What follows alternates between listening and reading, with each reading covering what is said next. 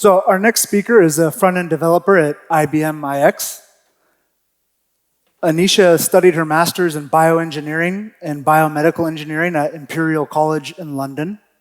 She is now a full-stack developer with IBM's consulting division with an expertise in blockchain.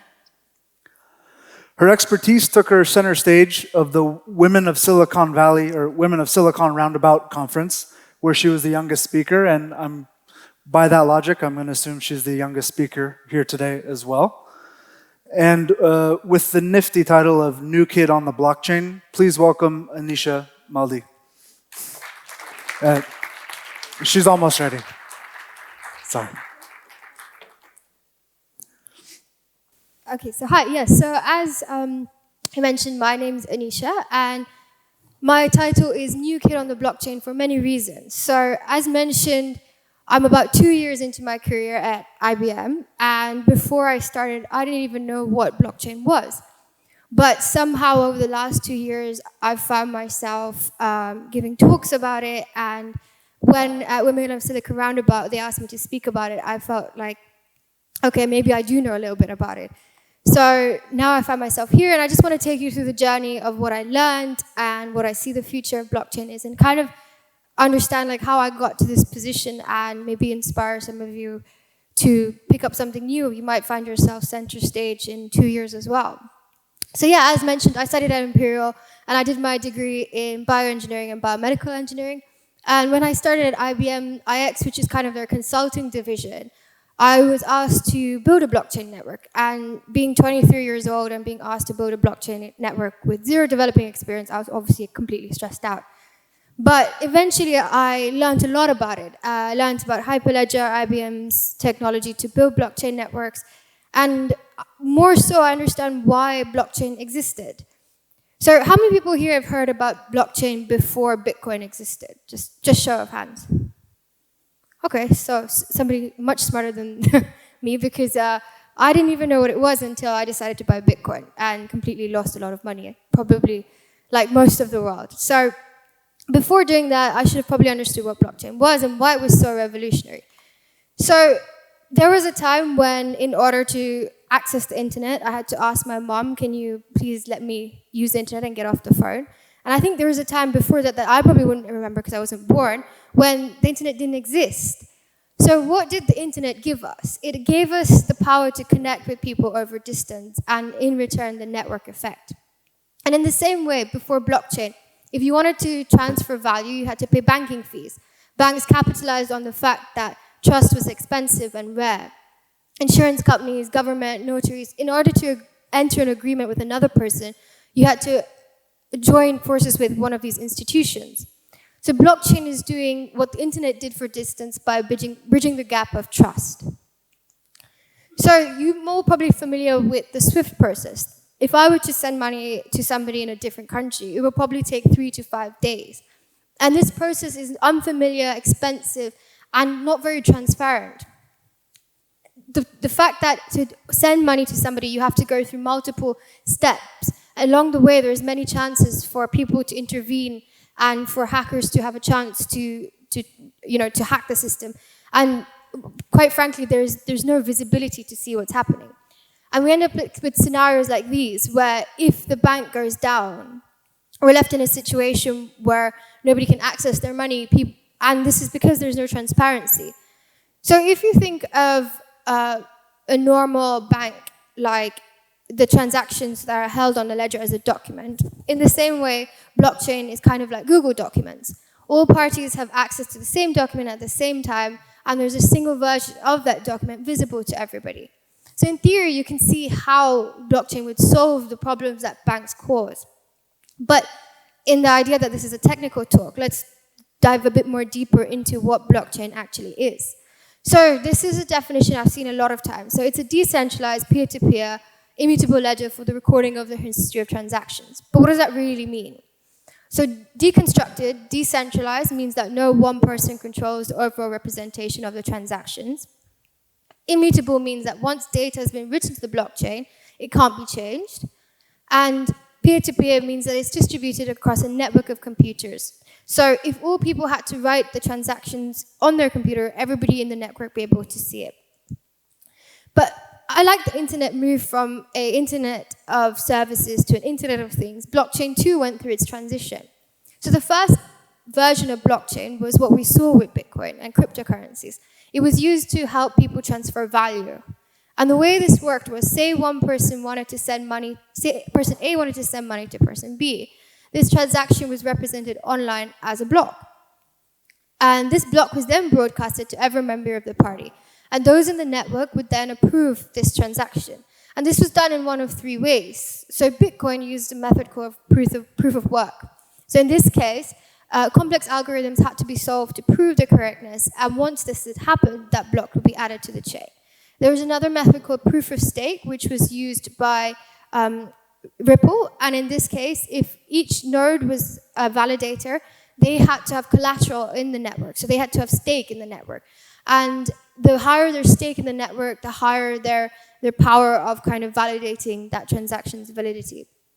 The third method is a method called the Federated Byzantine agreement.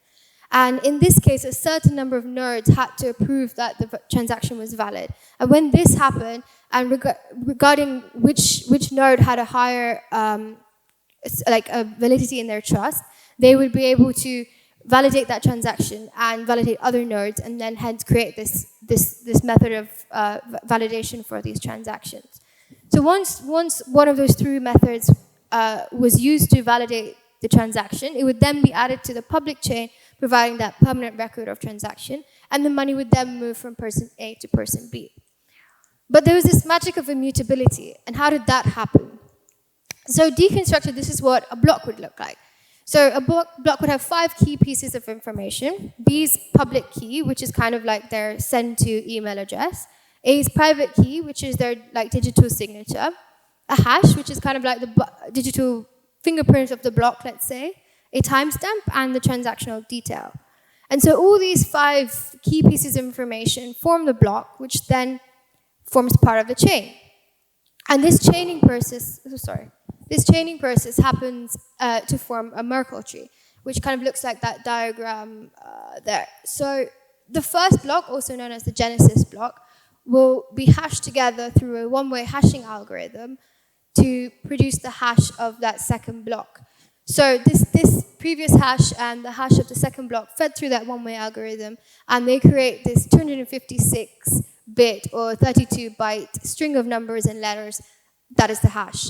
And the fact that it contains the previous block's data, which links each one, means that no transactions can be tampered with, as tampering with this data would then change the block's hash and future hashes as well. So the Merkle tree was created so that in order to query a block, you didn't have to query all the blocks at the lower levels, but rather the first block in the Merkle tree could be queried to find out data about the further ones down. It's kind of to save on computing power. So the evolution of blockchain, right? So first blockchain was for cryptocurrencies, and the second transition of blockchain moved on to smart contracts. So smart contracts were a piece of computer code capable of monitoring, executing, enforcing an agreement, eliminating the needs of third parties. So let's take an example of an auction. Say somebody here wants to sell a piece of gold. Or let's take something more interesting, like a Da Vinci painting. So in order to sell this, you would have to go to the auctioneer, and they would have the only visibility over the bids. That's up to the auctioneer to decide who they want to give that asset to. However, if we fed this all into computer code, we would have proof that we would know that for sure, based on the code, that the asset would go to the highest bidder. And in this case, the code is law. And with the evolution of smart contracts came public, private, and permission blockchains. So the 4 categories kind of like form the layer of how most blockchain technology today exists. So looking at public permissionless blockchain, in this case, every user can read the transactions, and every user can validate the transactions. And this is what we saw with Bitcoin and Ethereum. In permission blockchains, every user can read transactional data, but only predefined users can validate it. And this was with Ripple. And this was like a case where they wanted to have visibility on who the nodes that were validating the transactions were, and they could define who they wanted to validate the transactions. So with private permissionless blockchains, every predefined user can validate the transactions, but only predefined users can see the data. And finally, with the corporate world, saw permissioned private blockchains. And in this case, only predefined users can see the data, and those with special rights can validate it. And this was what caused Hyperledger to come into play. So Hyperledger is an open source effort to create these cross-industry blockchain technologies. And it was built by IBM to help those private permissioned blockchains in industry. And in order to use Hyperledger, there was frameworks and tools that were built. So the frameworks kind of are things like Fabric, Burrows, Sawtooth, and the tools were Composer, Cello. And when I started, I had no idea what any of these were, but I knew that to run a blockchain network locally, using Hyperledger Fabric with Composer was probably the best way forward because they were quite easy to use. So going back to what we were talking about in public permissioned and private permissioned blockchains, Composer makes it easier to build Fabric on, and Composer lets you define the validators and permissions, whereas Hyperledger Fabric lets you create those hashes. So a year ago, after learning about blockchain and learning how to code it, we went to a hackathon. And our very aptly named product was WTAF, which is Why Throw Away Food? So a lot of blockchain solutions are built to help reduce food waste along the supply chain. But we thought, why not incorporate like IoT devices and create a system where we can real-time see where food is along this supply chain. So again, this was built in about 48 hours, so it's not the best UI. But you can kind of see here, if I can play this video, the UI that was created to allow kind of people along the supply chain to see where the goods were. So you can log in as a user, you can see the location, your quality of your product, how much it is, and the kind of state of your product. And during the demo, we actually had a Mango attached to a mobile phone, which would then, with the mobile phone's accelerometer, was then connected to this instance of the blockchain network, like running on my computer. And when we dropped the phone with the Mango attached to it, it was used to like simulate like high acceleration, which would probably damage the goods. And when this happened, and when the acceleration went above a certain threshold, this would automatically ping this blockchain network and change the status of the mangoes or products from good to damaged. So like literally in 48 hours, you can see how easy it was to build a network where we could real-time update this live blockchain network running locally. And this is like obviously a very bad UI, but this was the REST API that was connected to the local instance of Hyperledger Fabric running on my laptop. So now if I do a query of that GET request, which is pinging that local instance of Fabric running, you can see that all the timestamps were kind of like one after another, showing that every time that button of move was pressed, it was creating this new hash, this new transaction ID, proving that like everything was happening in real time. Also, when the good was damaged, this would update and create a new hash code, proving that the asset was damaged. But again, like to show how easy all this was to build, there is a Hyperledger Composer which sits on this Hyperledger Fabric. And in Hyperledger Composer, you kind of build those business networks. So in my business network, I would have my asset as my food, and my users as my farmer, my shipper, my supermarket or something. And this is the UI for it. And you come into here, you create that sample business network, which is in your model file, and you can see here that it's just a JavaScript TypeScript. So I can come in here and say, I want my asset to have a string field name, I want it to have a string of an origin, and all these will then be stored on that like Fabric network on your computer, and then that would form that node in that blockchain network. And there is a script file with it as well, and this is where you execute that logic of your smart contracts. So the code that would actually cause the asset to move ownership from person A to person B. And that would change the status of the good from damaged to good or good to damaged. So really easy to use, and all the access control permissions are also sitting in a file over here. So you can see that like I can just, oh, it's gone now, but you could have, in the permissions file, you could change, you want to say that I want my farmer to only see the first part of the network, or I want my supermarket to have control over who the users are and who can see what. So it gives you full like control over the whole supply chain for whoever wants to see certain pieces of data. So this is all open source. This is all available for anybody to kind of like pick up and learn, and that's exactly what I did. So if you want to build a blockchain network, you could probably do that like when you go home today, which is I think really cool. So after we kind of did that hackathon, we realized that IBM, being the big corporate it is, already had a blockchain network that does very similar things called IBM's Food Trust. So this is kind of like their structure, which is very similar to what we'd built, which was kind of reassuring that in 48 hours we kind of came up with the same idea that they had built, which was a platform that stood on that blockchain platform Hyperledger Fabric with kind of like modules for you to integrate as a user or have a developer zone. You could have onboarding services if you wanted to add a new user to your network. And all of this, again, like is all available online for people to kind of see. And probably at the end, I can show you a demo of how easy it is to just go online and create that new asset and be able to trace it. And the reason that all this came along is because, like, as an end user, you kind of want to know where your food comes from or where it's been along the supply chain. And currently, like, IBM's Food Trust is being used by Walmart to track meat coming from China all across the world. Like, if you're the kind of person who likes having coffee, imagine being able to scan like a QR code on your coffee packet and see where it was grown and where it's been across the world, and see whether or not it has been like sourced ethically. But again, blockchain evolved one more time.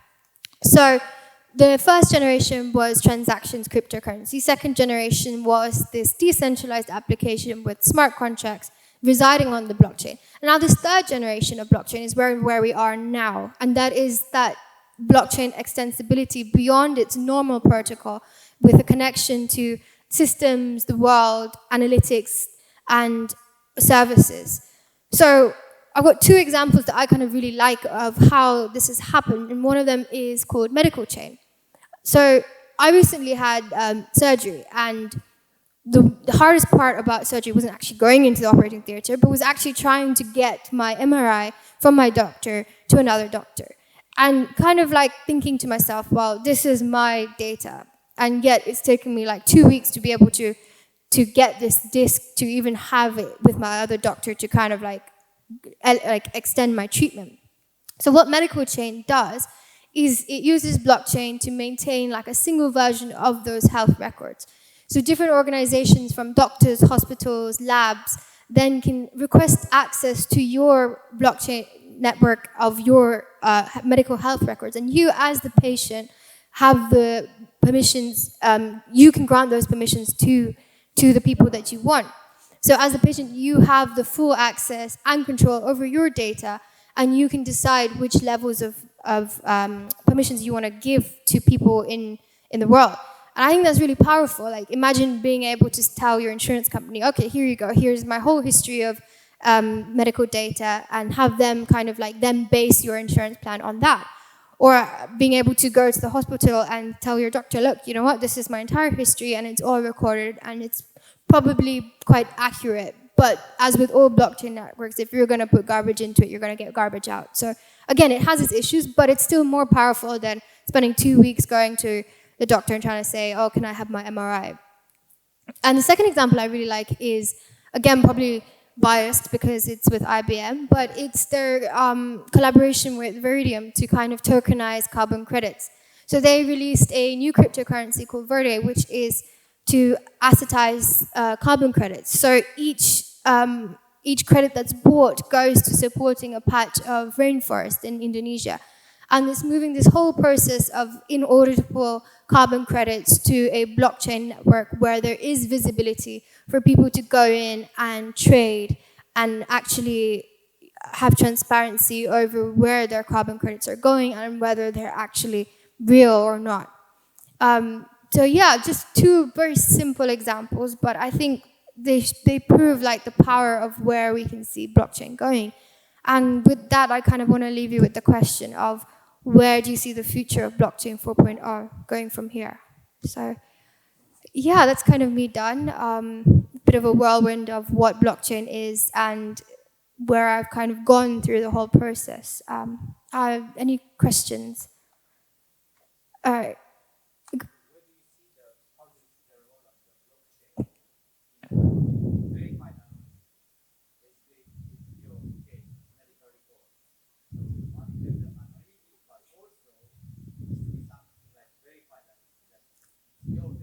Yeah.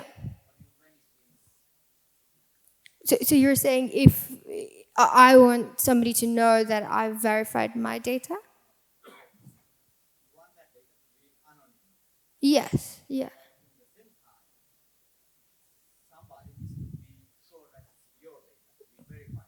Yeah.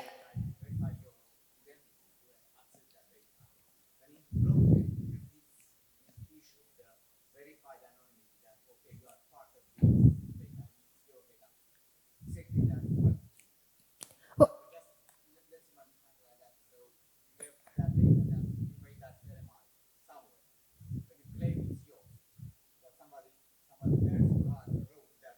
yeah. So that is an issue that blockchain faces. It's we're still getting around the problem of if you're going to put garbage into that blockchain network, you're going to get garbage out. If you don't know the validity of what you're putting in, how are you going to be able to verify it when it's coming out? But I guess that's where all these like the connection to IoT comes in. If the data going in comes from say like automatically goes in from when your MRI happens, and it can be verified, time-stamped with that private key, then I guess that goes around like to say that, okay, fine, if it's come from the source itself and it's been written straight into the network, then it has to be valid.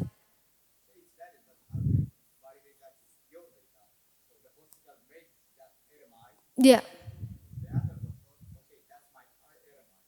But again, how would you do that with a disk? Exactly. So, I mean, but that's the case with everything, right? You can't, it's still the problem with blockchain as it is. Like, again, this is what most people ask.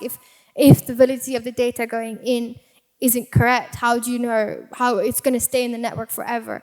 And that is one of the issues they face, and that's probably why there's not as much of an uptake for big corporates to use blockchain, because it's like, well, why can't we just use a database? And again, I don't have the answer to this. Yeah. So I think, well, with corporates, they see. Yeah. Yeah, and that's why I like the examples of where it's more of a holistic use of blockchain, where the corporates don't benefit from the data. It's more the end user. If you're the end user, say, as in the medical example record, or for example for tracking blood diamonds, or so when the user at the end wants that holistic view and wants to see where the data is across the network, that's where I see the benefit for it. But as far as I understand, if you use blockchain where you already trust everybody, then it's a really great way to have this kind of, it's great. It's an independent accounting one. But if you're using it where you don't trust everybody already, then you have these proof support things that are completely unsustainable. They're basically like Ponzi schemes, right? So it eventually becomes faster to hack the chain than to find the next seed. So am I wrong about that? Or is there a solution that doesn't involve like this proof of work thing? So proof of work was the initial the initial way of doing it. But then with that came the proof of stake, the Federated Byzantine agreement, and with smart contracts, I think that's where that elimination of if you don't trust your other nodes in the network comes to play, because in that case the code is the law. So if they are agreeing to become part of the network, then that code will automatically execute itself. Say one example that we kind of built was for validating like invoicing for fueling system. So if a user, say if a plane came in and said, okay, I've put this much amount of fuel in my plane, then how does a oil and gas company verify it? So it works in conjunction with the sensors and stuff. So they would have sensors in the tanks that would say, okay, fine, the fuel's gone down this level. That would automatically then update the system. It would then get verified by the pilot. And there's many checks along the way, but once it's all been verified, there's an automatic smart contract that executes and says, okay, fine, this is them moving on to the next person in the chain. But obviously, again, it is new technology. There are issues with it. And personally as well, I still find when it comes to corporate examples and people want to build these proof of concepts, there are many issues with it as well. So, I mean, this is kind of what I've learned as well. Not really, I'm not saying I know all the answers to blockchain either. I wish I did, but no. All right. Yeah. Thank you very much, No. Anisha.